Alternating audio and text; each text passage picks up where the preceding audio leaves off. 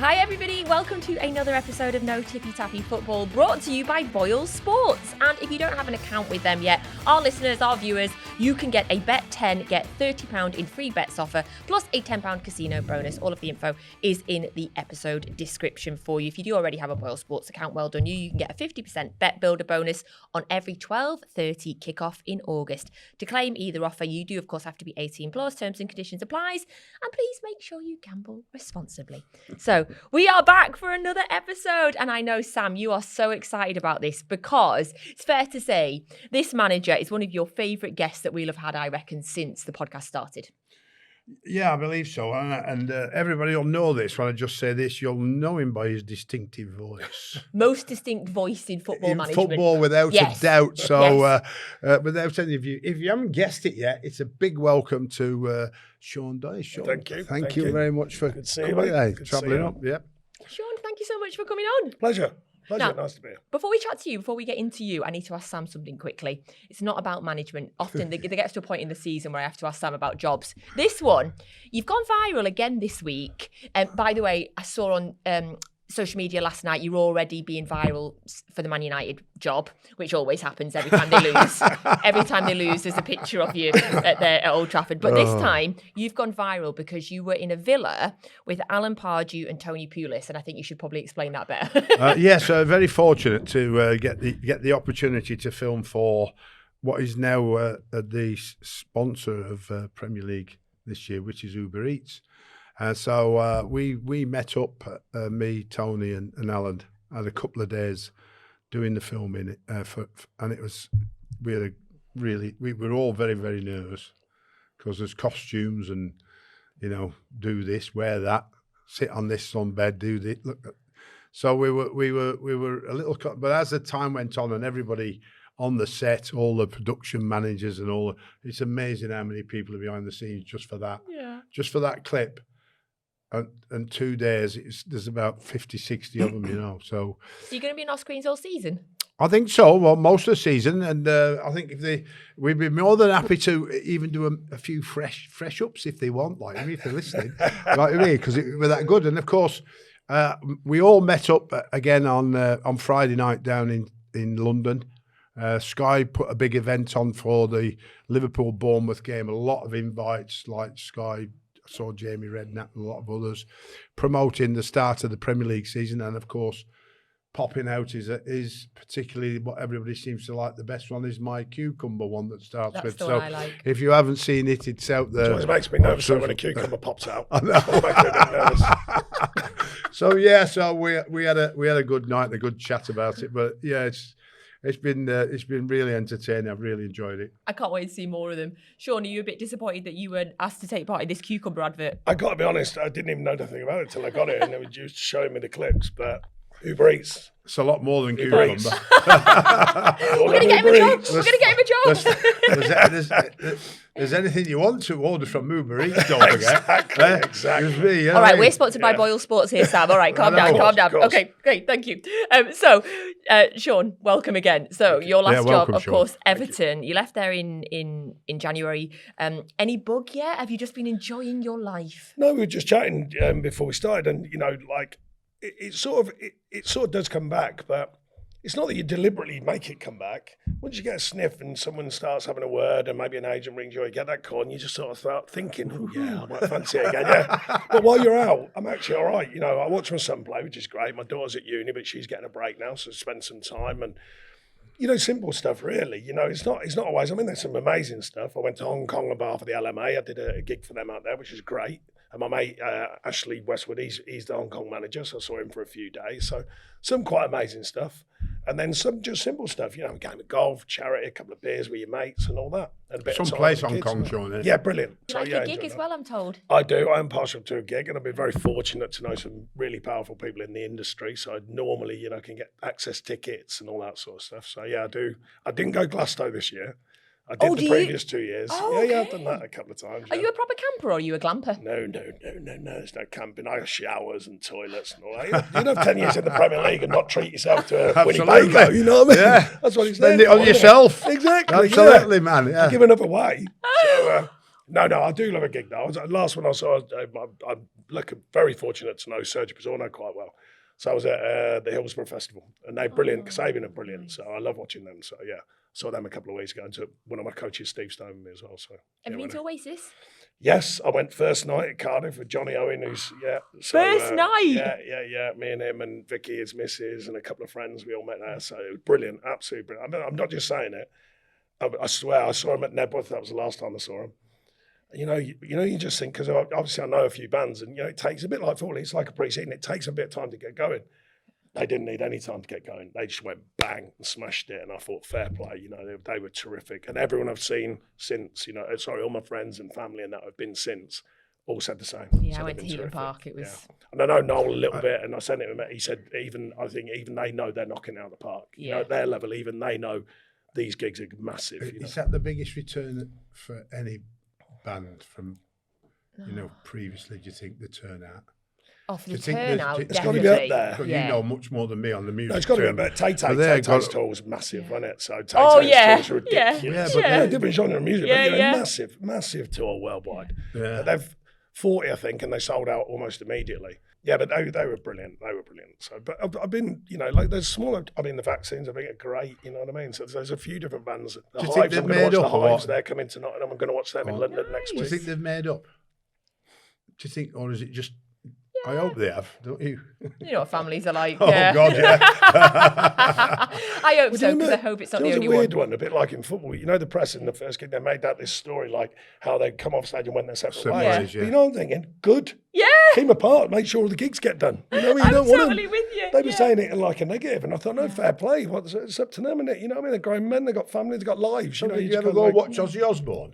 Or was that not your style? No, it's not because it's not my style. It's just because I never fell across it. No. I went to watch Metallica. Nice. But equally, I've been to watch Pink. I actually love the gigs, by the way. So it's not so much to me. I don't know every lyric. I don't know every song. I don't know the atmosphere. Yeah. So that's why I love going. And it's a break from what we do. And most people are, sort of similar fans. There are some music fans, football fans, but a lot of people are not necessarily football fans, and especially the people in the industry I meet. So it's quite refreshing to meet them and chat not about football and what you're doing, about what they're doing. So. What's your best gig you've ever been to? I've gone right off on a tangent here, but I'm loving it. No, it's fairs. Do you know what? Not just because I know them, but Serge got me and my mates at Glastonbury when Kasabian were the guests, they have a little hidden guest sort of band who are going to turn up, and they played in the Woodses. The Woods is like a massive tent, whereas the main stage, you've got to remember, they've got no roof on them, so the atmosphere is different. And this tent, the stampede to get in when they found out it was Kasabian was mental, and we were on the side stage. They were unbelievable. They played an hour of every banger they've got, straight from the first song, bang, and they smashed it. And even Amy, his missus, I know quite well, she turned around while they're playing, she went, because it was that amazing. And she's seen them 1,000 times, and it was unbelievable. But Oasis, I've got to say, they were. I couldn't believe it. But one song in, and everyone's just gone buff. Yeah. You just think the atmosphere was amazing. U2, I remember seeing them, and they were terrific. I tell you, brilliant. Some of the DJs are brilliant. I've seen some DJs play live. They're terrific. Oh, you into that as well? Yeah. Like I when I was growing up, so you're going through the 80s, like the New Romantics, 70s, like the ska scene, the punk scene, then the New Romantics, but then the acid scene and the rave scene started coming again. He knows everything, this lad, doesn't he? Hey, my God. You went to the Hacienda? Yeah. So, we'll have a past, we all have a real life, they want. Oh yeah, that's what I mean. He doesn't sit there and I'm watching football. That's it. Oh no, yeah. That is what he does. I do a lot of that. All right, well, it stops me going to games because there's 3 on. It was 2 on Saturday. Yeah. And then two. Just 2. Wink. And then there's 2 on Sunday, and then there's 1 on Monday night. Yeah. So you're fine. But I do admit that I don't do that all the time now. No. When I come out, I took a complete break. Yeah. I've just broken away from football. Really? I watch drips and drabs. Like the Club World Cup night, I didn't watch hardly any of it. People ask you a question and they think you're not paying attention or you're not bothered. It's not because of that. Sometimes you just go, right, just give it a break. Yeah. I watched City's games in the Club World Cup and that was it. And then I switched off. And then there was a women's Euro. You know yourself, there's that much exposure now to what it is. you can catch up really quick. Yeah. You don't have to open your phone. You can catch up with who's signing who's doing what, who's doing what. So, if a job comes around that I want to do or someone wants me to do it, you catch up really, really quick. You know what I mean? So let's talk about Everton for a minute, Sean. A couple of things, obviously, We've fascinating. both been there. Yes, absolutely. Both been with the Toffees. So this is a question for both of you then, because there was an incident over the weekend where David Moyes was furious about Jared Branthwaite's injury news leaking out, and he's sworn that he's going to find out who's leaked it. Like, look, Good luck with that. Detective I was gonna say Moyes. all the best. Good luck with that, boys. Have you ever had that when information's getting leaked? Yeah, and then it's- is it impossible to find out? Constant. There's not as much emphasis on it as Moyes is putting on it for me, because you can predict, or I've always been able to predict within 90%, 95% what they're going to do without having an insider. Yeah. So we wouldn't go as far as Bielsa or Jose. You know what I mean? You know what I mean? They're bonkers for it. Like, big club, innit? Yes. Absolutely massive football club. Because it didn't get that recognition as much because they haven't had much success recently. Like, and been fighting at the bottom of the league for far too long. Like, so how do you find it in the end when it's new owners? And obviously we all know when new owners come in, you don't last very long. Is that the case, you think? Mine was slightly different, similar but different. I think over the time they would have probably gone their own way anyway, because I had 6 months left on my contract. Yeah. But Sam, when we'd taken the team and worked them, and they'd done great as well, not just me and my staff, the players, and gone through a lot. But sometimes you look and the life in their eyes is coming away. And Sam would say, it's mad, right? I said to Moyes, so Moyes rang me and the club asked me, and I gave him the good advice, and Moyes rang me and I said, I'm telling you now, there's nothing wrong with them, but they need a fresh voice, a fresh, and sometimes it sounds bad, sometimes it's absolutely. Because if you can't freshen the squad up, which I couldn't, because we didn't have the money to, as in, 4 in, 4 out, which immediately gives it a freshness.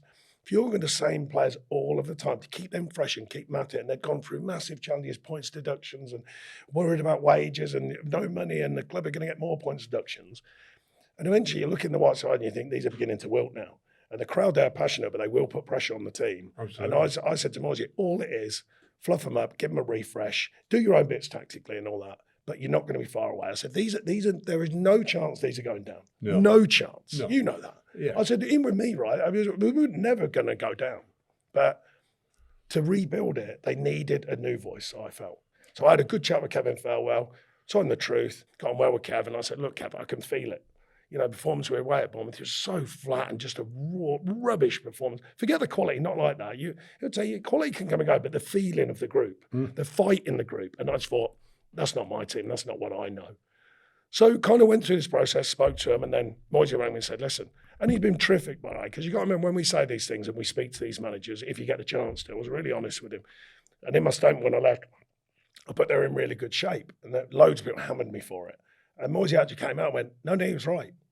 Because they had some good. He went, no, Sean was right. He said they are in really good shape, and they didn't mean they're top of their performance level confidence, but they were fit, they were organised, they were professional. The staff knew what they were doing, the players knew what they were doing. And Moyes was terrific. He went, no, he's right. And then people go, oh right, okay. So I didn't tell them how it was. I wasn't trying to bluff and blag. I was just saying they are in good shape, and the club was in good shape, but we weren't winning, and that is the KPI. Win. Yeah. So send me that as apologies from like a fan's point of view. That blows my mind a little bit. So you lost your job, but you still spoke to the person that took your job to give them advice or to give them insight. Well, different people, right, have different personalities, different viewpoints. Like when I left Burnley or Crawley Sacks, whichever way you look at it, I said to the owner, I said, "There's no problem here. I didn't chapter and verse. I said the staff will be organised. They've got the set pieces, they've got the team plan, they've got everything we're doing for the weekend. If they choose you, it's up to them." I said, no problem. Went in and spoke to the lad, 9.5 years, and went in and spoke to the players. No resentment, not even a single bone. Because the way I look at it, if you've done your job properly and you leave it in a better place, but obviously fans judge it on a league table, but Sam will tell you, you can leave something in a better place internally than it was. And I believe I did. So therefore, if you get what I mean, so some people, some of my staff found it more difficult, just because their personalities. Yeah. And I said, look, we haven't done 2 years' work at this football club to let it fail now. So I'm desperate for someone to come in and take it forward, because then our work will be respected more, because they'll go, especially when it's someone like Moyes, who's a great guy and a respectful guy and brilliant at what he does. So he comes in and calls it. And then you go, right, so now we've left it in a place. He calls it right and they go forwards. I think that's part of management for me, not being all jealous and bitter and going, well, they shouldn't have done this, they shouldn't have done that. I can't be asked for that. I love that. I can't be asked for it. It's too, you could do that all your life, right? In football, you're going to get stick, you're going to get, but you're going to get some praise as well. If you're any good at your job, somebody will come and give you another opportunity, and whether you will take it or whether you won't take it. For instance, we look at David after leaving Everton, and then there's a bit of a disaster spell because I spoke to him at great length when he took over at Sunderland, but then ended up getting relegated. He went to Spain, he lost his job, and he went to Man United and didn't last. I probably got that in the wrong order. But then all of a sudden he gets a call from West Ham to save him. Yeah, and he does. Then he gets another call from West Ham the year after to come and save him again. And then he goes and does at West Ham what we believe we could all do. He could do it, I could do it. If we get the right opportunity, and it's not just us, we need all the help of everybody at the football club. Right, use this term, it used to be termed the old guard, but people sort of began, when I was younger, they said that in a really good way. Then it started to become like the old guard, the old guard. I've got a massive respect for the manager before me, massive. And I try and tell young coaches, I go, look, nowadays you've got to sell this new product right. We're all playing the right way and we're all doing this and we're all doing that. No, they're under pressure. I know, they have to as a young manager. When I think, absolutely. You're a whopper, we all do, and you go, shut up. You know what I mean? You're not reinventing the wheel. But some do it because they have to, and you can sense it. They're almost under pressure to sell this mythical with all these new new sayings, double pivot, a low block, pivot, and all that. Inverted wingers. We've all heard it. And then you're like a dinosaur for not using them terms, but we've all heard them a million times, and these guys didn't need to use them. So I'm a massive fan of that, and not because they're the old guard, because I respect the journey they've been on. And I think younger coaches need to do that more, because what you find now is some of these young coaches, they go in the media, so they're under a bit of pressure to do this. They start pontificating about everything about the game. You go, well, you haven't even known your Spurs yet. Yeah. I would say to young managers now, I can't believe it, right? I see these young managers, sometimes they ring me, and I go, before you start telling me when you're going to play the right way and have 7,000 passes and win every week, how about winning first and then tell them what you're going to do? I said, just be careful with it. It's up to you, but I said, just be a bit more delicate. Because I see some of these young coaches, we're going to do this, we're going to do that. And I look at the team they've got, I look at the level they're at, and I think that is not going to happen. So they're just kidding the players they've got. I hate the right way. But they are, they are under pressure now. They are under, every manager's under pressure. To play the right way. Because of the media. Because of the social media, because of the bullshit. And what's getting more, Sam? And the brainwashing. Well, you must have seen it. Well, it's got even more powerful, which is amazing to me, is people can fail and be successful. They can lose and be deemed, but they're playing the right way. And I go, hang on a minute, you're losing every week. And they go, but he's a really good coach. I'm going, where does that live? I really don't understand that. In any other sport in the world, football's this new breed of this thinking. Any other sport, they go, Rose, I lost again. When I watched it as a kid, when I played as a kid, then I played as a professional, then I was a coach as a professional, then I was a manager as a I wanted to win first. That will never change for me. Yeah. Because you can talk about the right way of playing, but you've got to win. You've got to win. That's traffic light rule. Yeah. Right, as a kid. Okay. Red is your last third. Yeah. No risk. Yeah. Amber is the middle third. Medium risk. Green is the attacking third. Full risk. Oh, they don't do that these days. Yeah, but you see that? There's so much risk in the red section. Simple. In the red section, that's why so many goals are scored. By giving it away in your own half. I as a fan, and that would be deemed by some old school. Old school. And you go, that's just simple. Good reminders to players. Young players, you go, right, this is roughly how the game works. Now, of course, I agree what you were going to say. You're like, the red zone has now become weirdly the green zone. Yeah. How does that actually make sense and be lauded when, you know what drives me, I'm sure you even more mad, is when a goal goes in, they go, but that's their philosophy. And you go, just conceded a ridiculous moment in the game. They go, that's his philosophy. I want what? Play a straight ball to the centre half on the edge of the D when two players are running out, take it off him, whack it in the corner. I go, how's that a philosophy? I go, I can't see that. But just for balance, someone like myself, they do forget I was at Nottingham Forest as a kid with a fella who did play the right way. His name was Brian Clough. So it's not like I don't know that way of playing, but you've got to have the players to do it, to be really successful, not deemed successful, to actually be successful. When I was at Burnley, Sam, we had Kieran Trippier, right? And he used to tell this story, I still do, which I'm going to tell you now. I get interviewed by the press and I said, you know this idea that you can only play 10-yard passes? I said, I'd be doing his career a disservice because he can land the ball anywhere on a football pitch. So I'd actually be doing down his career and his chances of being a top player. So why would I refuse him the chance? I'm telling you, he can land that ball with his right foot anywhere on a football pitch. I'd done Ings up front. I said, Trips, if you can penetrate one of your fine passing Ings, you can run onto the shoulder and run behind them, do it. But not because I wanted to play long ball, because he had the ability to do it. That's just good management, using his skill set and giving him the freedom to be the player he has become. Obviously, playing for England and all that, still going great. I saw him Saturday play great, you know. And he's got incredible ability. So I would actually be doing him a disservice by, no. Turn around, play it back to the centre half. That's what we want you to do, recycle as they call it. I'd be like, why do I want you to recycle the ball? Now, some fullbacks, you might have to do that because their skill set might be 1v1 defending, and they're not as good with the ball. But someone like Trips, you go, no, you've got the freedom. You see it, pass He's got it, but he's got it all, isn't he? Had it all, didn't he? Yeah. I mean, and he could play left back just as good as right back. Yeah, and in fact, he's 5'6", which I always hammer about. I said, you were 6 foot, you'd have got the England team way before. Won the league in Spain, didn't he? Yes, he did. You know. It is fascinating though, and it does make you wonder how we've got there. And like I jokingly say before, everyone's a football expert, and maybe it's that, maybe it's as fans, we all think we're experts and we can play because we want to. That's the beauty of the game, I suppose. Everyone always did think they were an expert, every fan, but you've got social media now, so you can get gravitas from social media for being a so-called expert, even though actually, you know, with all due respect, you're an IT consultant, but somehow you'll gain some power because people go, yeah, you're right.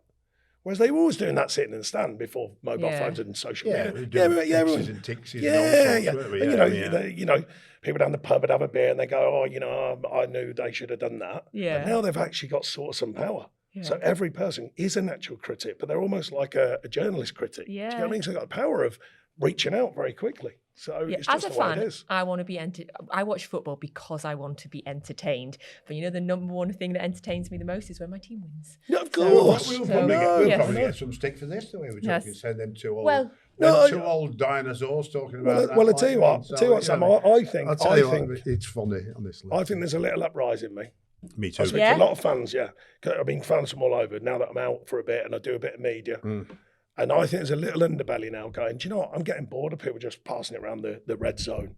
People say that about Manchester City now all the time. Yeah, because it's got slow, though. It's got slow, and I'm a massive fan of Pep and what they do, just to be clear.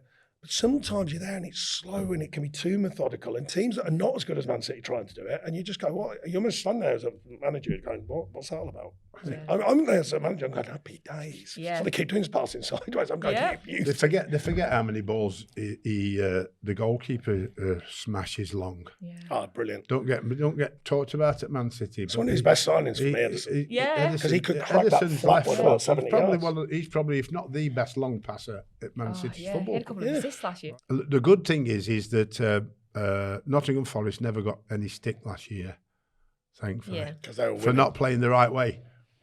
Because they played with less passes than anybody else and still finished in the top four. I thought Forest, I thought Bournemouth, and I thought Brentford were really refreshing last year for not playing the right way, but still playing in a way that was, I thought, was good to watch and exciting. Yeah. Bournemouth turning you around, just turn you. And I think he's done brilliant, because we played him when he was trying to play all-out football. And he's one of the Spanish managers that's going to go to the top, and he keeps turning you. Yeah. Well, that's long ball, Yeah, but they do it in a way that because he's Spanish. Yeah. But I think he's a bit of a It's a Spanish long ball, but it's just. Well, we played him. We played him when he was first there, and we absolutely ran all over him 3-0 at home at Everton. By the next time I played him, he'd changed, and I thought, fair play to you. Yeah, he worked out. He thought, we can't play this, and he started using pace and getting turned and putting teams under pressure. Thomas has done it on stats. They've got loads of stats. Mark Benham and his team of analysts, they've got loads and loads of stats. Get the ball there. You have to. If you don't get the ball there and there, you ain't going to win. Them and then Forest, because he looked at it and thought, we were talking about Woody, so I had Woody at Burnley. And the lads at Forest, there's this Legends Club that we go to, all the old guard, brilliant fellas, and Frank Clark and John Robbo's really poorly at the minute, bless him, but,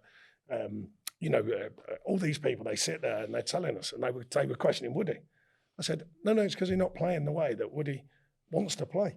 Get it wide and get it in the box quick and get it forward quick. And they start scoring goals. And they go, you did say. And I went, I think I worked with him for 5 years. Play to his strengths, don't you? Play to his strengths, I think the big centre forward is coming back round, mate. Definitely. That's what's going to happen. The big centre forward is going to come back round because so many teams defend deep now.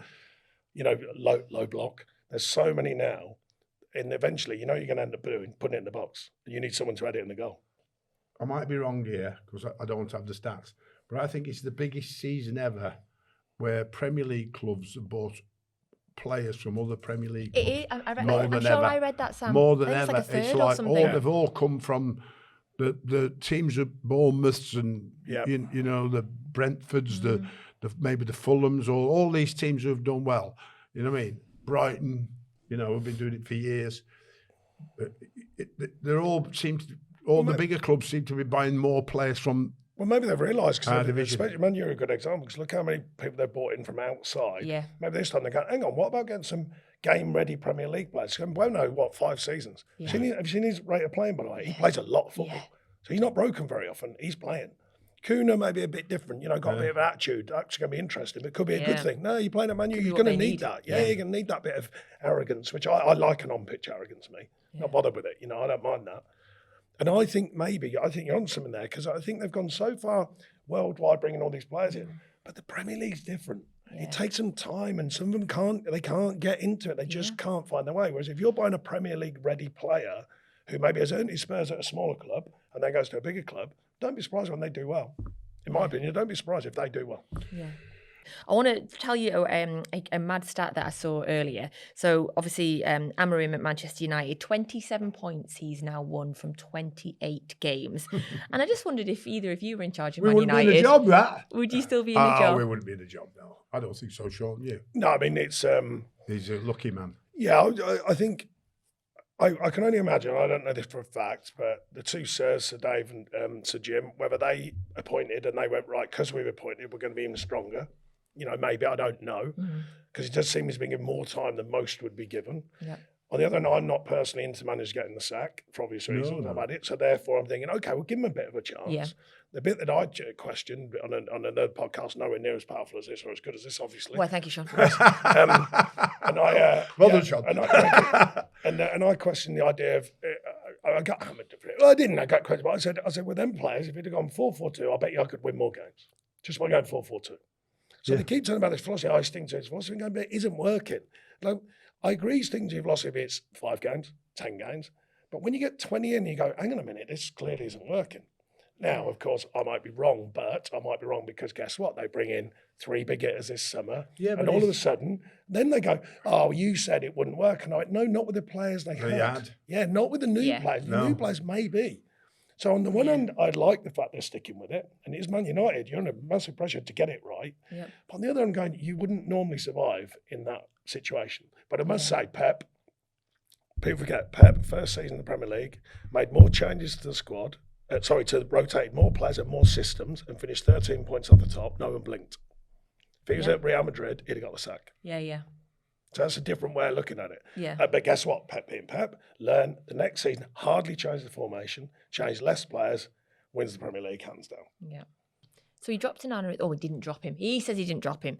He didn't play Onana at the weekend. He wasn't in the squad. And he actually said, I didn't drop Onana. I put 2 players ahead of him. I am happy having 3 goalkeepers. What does that mean? Come on. He dropped him. Come on.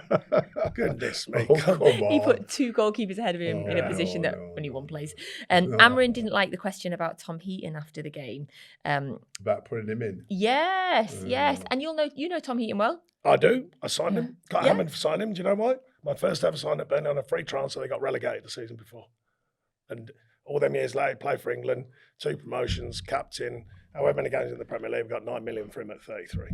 You've had some not bad goalies, haven't you? Done all right, yeah. Four England goalies. Yeah. Little old Burnley. Yeah, he's good at finding goalies, lad. Yeah. Nick Pope, same, got relegated at Charlton. And to be fair to Billy Mercer, he goes, I like him. And I said, yeah, I like him. He's a monster of a lad as well. And there's another quick one for you, little inside manager's story. Just flashback. So I got the sack at Watford and I got tipped off I was getting the sack. And I promised Tom Heaton I was going to sign him. Oh, yeah. So I didn't because they pulled I got the sack and they pulled the plug on Tom Heaton signing for Watford. Mm-hmm. Yeah. So I said to his agent, I'll be back. And I did. You were? Yeah. Very good. And I did, and I signed him. But Man United seem having trouble with goalkeepers. They feel like they're having a little while, but so are Chelsea as well. And you talk about Jordan Pickford there. Are you surprised that he's never gone to... Different. It's different, though, because Jordan's not... Like, a lot of the goals now monsters. Jordan's very quick around the box and he, quick to act and he can play a bit and all that. But different managers want different things. Do you know what I mean? They were questioning Nick Pope. I can't believe it. I'm telling you, Nick Pope. Who's questioning Nick Pope? No, about playing. All right. So, it's like, oh, yeah, but he can't do this and he can't do that. What do you mean he can't play out from the back? Yeah. I'm like, do you know what, Alex Ferguson, Sir Alex. Supposed to stop the ball going in the back of the net. Sir Alex, I know he's a big friend of yours, and I'm lucky enough to know him in a different way. Yeah, so not in the same depth. And he always invites you up to he's got a nice room there. Yeah. So when we played at Burnley, Nick Pope was playing terrific. And I think we drew the game, and he coming out taking crosses, everything. Monster player that he is, great player for me, great goalkeeper. And I said to Sir Alex, he said, "Oh, the boy Pope, he's a big boy, and he does this." I said, "Yeah, keep going about his feet." And he went, "Well, I'm not going to say the word he said." He said, "Feet." He said he stops the ball going in the net, son. He said about Van der Sar. He said everyone thought about Van der Sar, because he can play. He said that was a bonus. He said Van der Sar could handle what it is, and he could stop the ball going in the net. He said the rest of it was a bonus. That's an old guard, by the way, but calling it how it is. Yeah. Do you know what I mean? And I'm not going against modern coach. Trust me, I'm not all the terminology, that's fine. But sometimes the simplicity is his job is to stop the ball going in the net. Yeah. Brian Clough used to say, "Hey, centre half, head it and kick it and give it to someone who's better than you." And that's everyone. It's brilliant, isn't it? Head it and kick it. You just go. So the basics are still the basics. That was it. That was Sir Alex's point. The basics are still the basics, and Nick Pope stops it going in the goal. Another goalkeeping question quickly for you. People talk about Dean Henderson becoming England's. I know you love him as a keeper. He can't beat Pick yet. Being England #1 next summer at the World Cup. What do you think? Pick. Well, I think he is proving his worth, and he seems to keep improving. And also they had a quiet one going back, but then he's come out again and done really well. Jordan can't go on forever. The manager can only pick one at the end of the day, so he's current #1. It's for him to keep it or to run out of steam, I suppose, really. But I can't see it changing at the moment. I think he's got to. If he's going to change it, if you're in that position, you look at the England goalkeeper and say, when am I going to change it and who am I going to win it? So inevitably, you're going to change it with somebody with so much inexperience at international level. You're taking the diciest choice ever. But they have to get to experience. That's the problem. So you do that in friendlies, or you do that in lesser games. Yeah. Right, I've got a question for you about Mark Gay, who you mentioned before. Apparently he ignored Oliver Glasner when he left the pitch against Chelsea. Obviously, he's been linked with a lot of clubs. That's probably why. Do you think? Probably why, because they haven't let him go yet. He'll have had enough contact. He'll have had enough contact. He'll know where he's going. He'll know how much money he's getting, and it will just be tidying up when he goes to whatever club. I was asked about the Isak one. I said the thing is, and obviously Sam way more deep in his knowledge of this than me, but I've had it myself where you don't know what's said in the camp, right? Yeah. So when you do a lot of agreements, you do the agreement, right? Your contract. But we're sort of a gentleman's agreement where we go, or a person's agreement now, where we go, look, if it gets to that level, we'll honour you. If you as a player play there and we get the Champions League and you score whatever, as an agreement off the record, we'll do it. Now you never know when that's been said. So going to the Gay one, and I imagine this. Imagine 6 months ago, a year ago, they said, look, we get it, right? You're going to stick with us, which you did if you remember last summer. Stuck with it. Again at Christmas, stuck with it. They might have gone, look, we get it. So by next summer, we'll let you go. We'll know what's going to happen. But you don't know, you see, whether that's been said or not.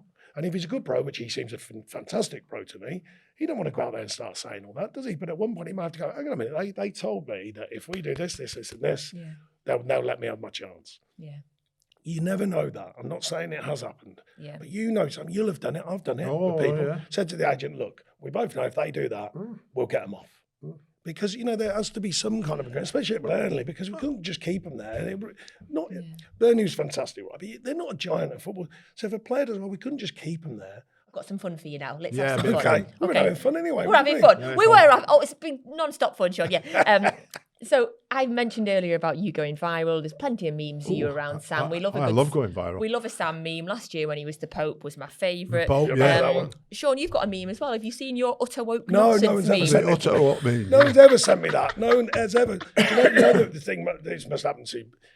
Right, the weirdest thing is people send you it as if it's the first time you see it. People still send me, I bet you haven't seen this. I'm like, no, I've only seen it 14,000 times. People send me that happens to me, but on ones of Sam. You know the one of me, Stone Cold Steve Austin? Yes. The one with the beard like that.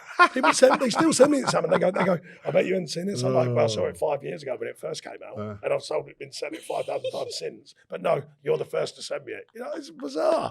I get that all the time. So, utter woke nonsense is your meme. So we've put together a list of things that happen in football these these days, and we want to know if you think they are utter woke nonsense or not.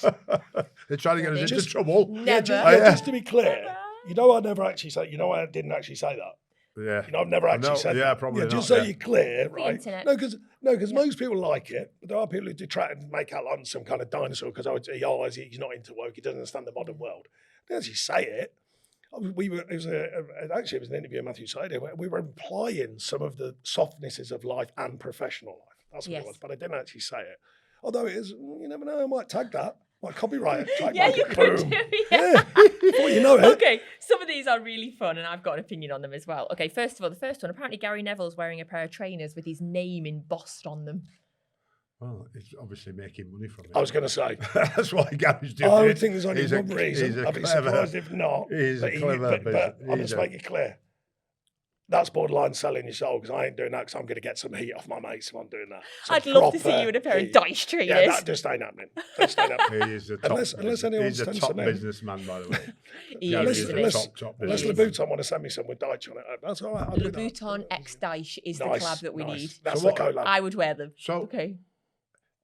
Are you saying it's his brand with his name on, or is it somebody's brand? No, I don't know. That have put his name on and he's done a deal with them. You think there's a Neville trainer brand? I want to see. Is it one of the top brands that said, "I'll put your I name on here"? I want to see Keno's face.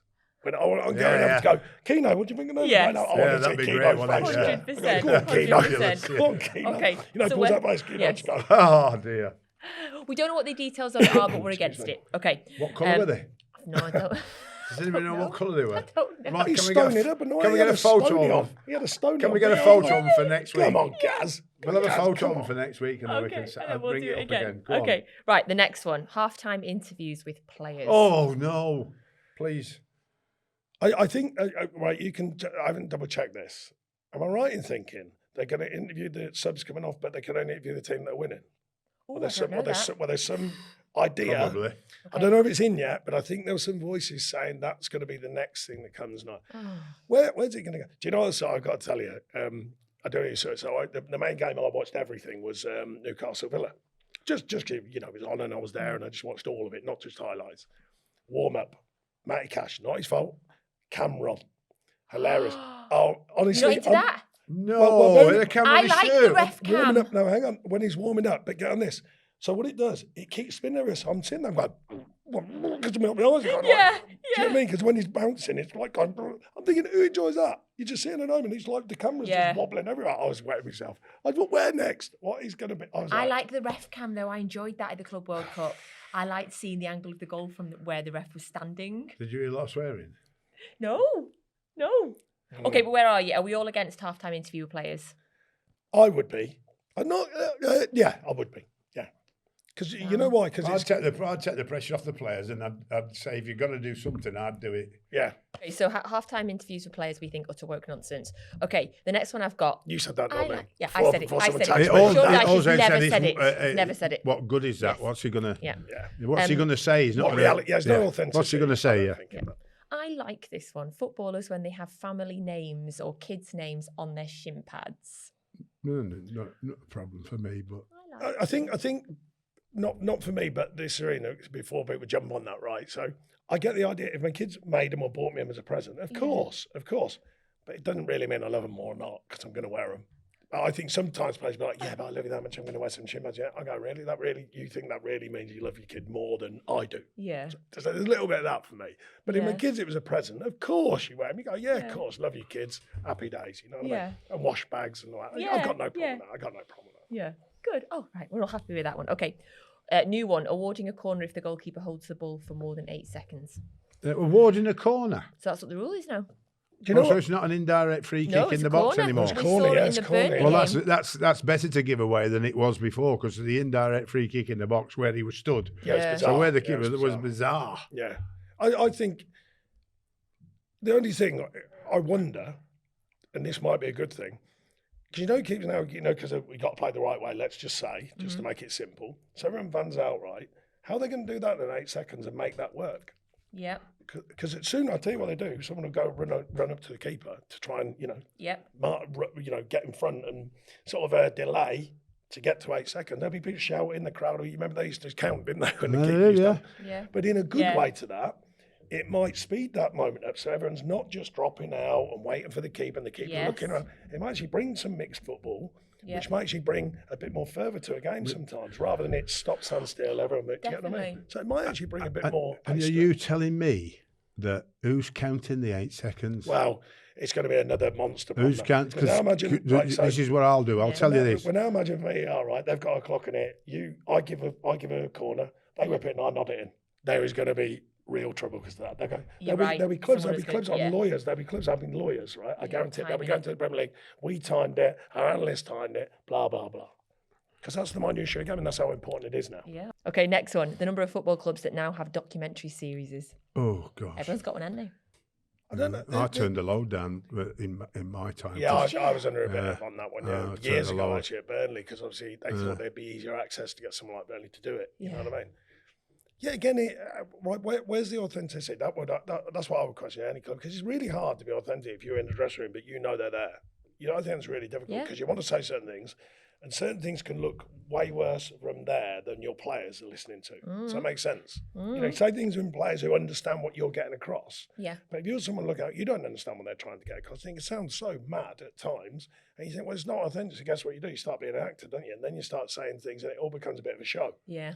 Which is, I'm a bit wary of that. I'm a bit wary of that in football at the minute. I think it's becoming a bit of a show. That's my biggest worry of all.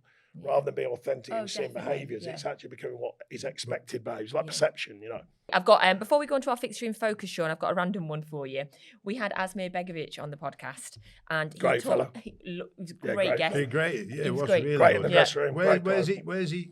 Number 2. Has he just gone to Leicester? Is it? Has he gone to Leicester? Yeah, he's gone somewhere. He's gone somewhere. I saw it on LinkedIn, I think. I saw it. I didn't know whether it happened. You're on LinkedIn. You're on LinkedIn. I am, yeah. Okay, stop. Focus.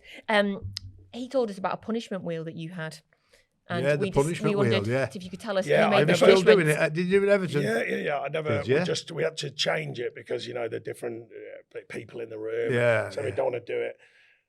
I'll try and keep it simple, and I never nick other people's work. So it started with Mark Howard, who we both know really well. Yeah. He just heard this story, not the wheel we did, but he'd heard this story in rugby where what happens, we went into Burnley, the first group we had, up until Christmas, I'll tell you, they always do each other, get the fines in, they have a bit of a Christmas night, and then it slows down afterwards. So we said, look, how can we give it a bit of a feel? I don't really like taking money off players, by the way. If I had to, but I didn't really like it. I did. Yeah. And so basically, he'd heard this story about a version of a wheel. So we got this idea. We only had one analyst at the time. So right, get on the Tinternet and see if you can find a wheel of a sort. So we put letters on it and the squad number and all the letters, 26 squad numbers. We only had 20 in the squad or whatever, so it was a couple of blanks. And then seriously, and then we put letters on it. So the letters of the alphabet. Yeah. And then next to the letters, we'd put a fine or a forfeit. So the very, very few, not big fines. It was more for a bit of fun. Yeah. But the Burnley lot really grew with it. They were mad for it. Yeah. Right. So we were doing I remember Joey Barton laying in the river, waiting for somebody to get him done. Smashing him on the back of the head and all that. Burnley's training around the river next to it. Yeah. Through the tunnel. Yeah. We had lap dances. One player had to spin for the next player who had to do a lap dance on him and. We had an Elvis outfit. You had to go and sing like Elvis. You had to put it on, actually put the outfit on and come on and sing like Elvis. The one that they all hated was boy band. So basically, if I got fined out to spin twice, if your numbers go up, you've now got to sing with me. So you're now, and they're going, I didn't even do anything. They hated it. And over the years, it moulded and it morphed and it changed. And by the end of Everton, we said, look, because we always put it to the players at the pre-season, go, right, do you still want to keep it or do you not? Yeah. And usually the majority would go, yeah. But players are changing. I'll give you the serious side of it in a minute. So anyway, in the end, it became a fine wheel, as in fines, literal fines. But what we used to do, because it was the same rule, so if you left a cup on the table, just good standards, And the worst thing was with the fines, I warned them. I said, someone's going to land on the bit. They get 500 quid for leaving a cup on a table. And they'd be raging. I went, you said you wanted fines. I said, I was quite happy to tell 3 jokes or sing a song, But I said, you wanted fines. They'd have to tell the wife, where's that 500 quid? But I tell you that the serious side of this, the reason why we brought it up when we originally did it, was not only for the fines or to control the profession, it was actually to strip off the ego a bit and go, look, we're all together. We're not laughing at you. We're laughing with you. And so once we got it moving, and people realised that, it broke down a load of barriers, and the team connected really tight. because they all went, yeah, actually, we can have a All laugh. in it together. Not having at you. And, some boys can be a bit pricky, a bit snidey and that. We took all that away because they realised, no, actually, we're just having a group, group chat and a group laugh. And they realised, and once they realised it, they were mad for it. So the Burnley lot particularly, and that lasted years. I mean, that lasted for years. And we've had some mad stuff. Even silly stuff. I get fined, so I have to spin for a number and I have to pay their dinner. For them and their missus or whatever and stuff like that. Something, pay for your car. Did you come up with them all? Yeah, me and the staff. We used to just sit there one afternoon having a good cuppa. one, yeah. And they go, I've heard of this one. Some of the players would come and tell us as well, though. They come and say, got through before, but this one, and then they start doing each other, you see.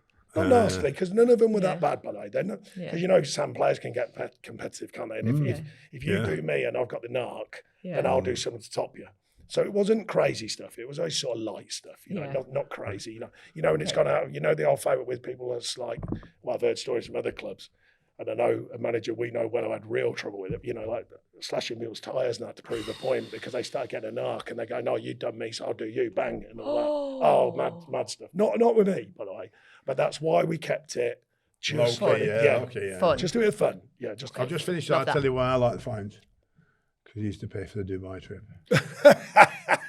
just running up the staff thing. So only one slot on the wheel was, back in the day, it was like 40 quid a man goes to the staff.